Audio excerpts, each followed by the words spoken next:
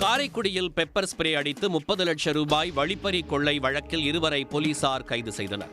மூளையாக செயல்பட்ட போலீஸ்காரரின் மகனை பிடிப்பதில் தனிப்படையினர் தீவிரம் காட்டி வருகின்றனர். சிவகங்கை மாவட்டம் காரைக்குடி அருகே புதுவயல் பகுதியைச் சேர்ந்தவர் 27 வயது அரவிந்தன்.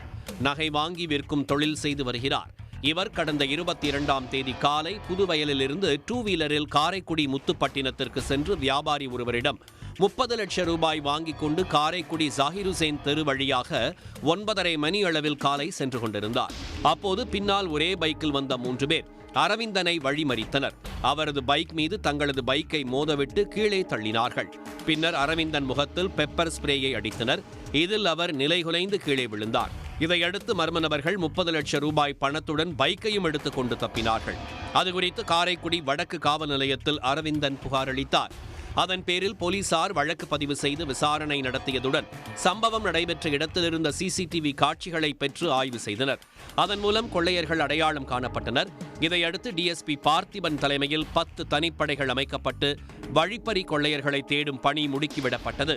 அதன் அடிப்படையில் பல்வேறு குற்ற வழக்குகளில் தொடர்புடைய காளையார்கோவில் அருகே உள்ள செய்யானேந்தல் கிராமத்தைச் சேர்ந்த செல்வகுமார் மற்றும் திருச்சி சமயபுரத்தைச் சேர்ந்த மதன்குமார் ஆகியோரை கைது செய்தனர். அவர்களிடமிருந்து 12 லட்சம் ரூபாயை மீட்டனர். மேலும் மூளையாக செயல்பட்ட காரைக்குடியைச் சேர்ந்த கிருஷ்ணமூர்த்தி என்பவரை தேடி வருகின்றனர். இவர் முன்னாள் போலீஸ்காரர் ஒருவரின் மகனாவார். ஹவாலா பணத்தை கொண்டு வருபவர்களை நோட்டமிட்டு வழிப்பறி செய்வதில் கை தேர்ந்தவரான கிருஷ்ணமூர்த்தி சிறையில் இருக்கும்போது செல்வகுமார் மற்றும் மதன்குமாருக்கு அறிமுகமாகினார். அப்போது ஹவாலா பணம் எடுத்துச் செல்வோர் குறித்து தான் தகவல் தருவதாகவும் அந்த பணத்தை கொள்ளையடித்து பங்கு போட்டுக் கொள்ளலாம் என முடிவு செய்தனர். கொள்ளையடிக்கும் பணத்தில் பாதியை தனக்கு தந்துவிட வேண்டும் என்றும் எது நடந்தாலும் நான் பார்த்துக் கொள்கிறேன் என்றும் கிருஷ்ணமூர்த்தி உறுதியளித்துள்ளார்.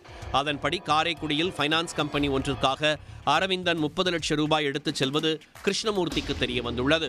அது பற்றிய தகவலை செல்வகுமார், மதன்குமார் ஆகியோருக்கு தெரிவித்ததை அடுத்து 3 பேரும் சேர்ந்து அரவிந்தனை வழிமறித்து வழிப்பறி கொள்ளையில் ஈடுபட்டதாக கைதானவர்கள் வாக்குமூலம் அளித்திருப்பதாக காவல்துறை அதிகாரிகள் தெரிவித்தனர். 15 லட்சம் ரூபாய் பணத்துடன் தலைமறைவாக இருக்கும் முன்னாள் போலீஸ்காரரின் மகனான கிருஷ்ணமூர்த்தியை தனிப்படை போலீசார் தீவிரமாக தேடி வருகின்றனர். அவர் மீது ஹவாலா பண வழிப்பறி கொள்ளை வழக்குகள் பல இருப்பதும் விசாரணையில் தெரிய வந்துள்ளது. உடனுக்குடன் செய்திகளை தெரிந்து கொள்ள சன் நியூஸ் பெல் ஐகானை கிளிக் பண்ணுங்க.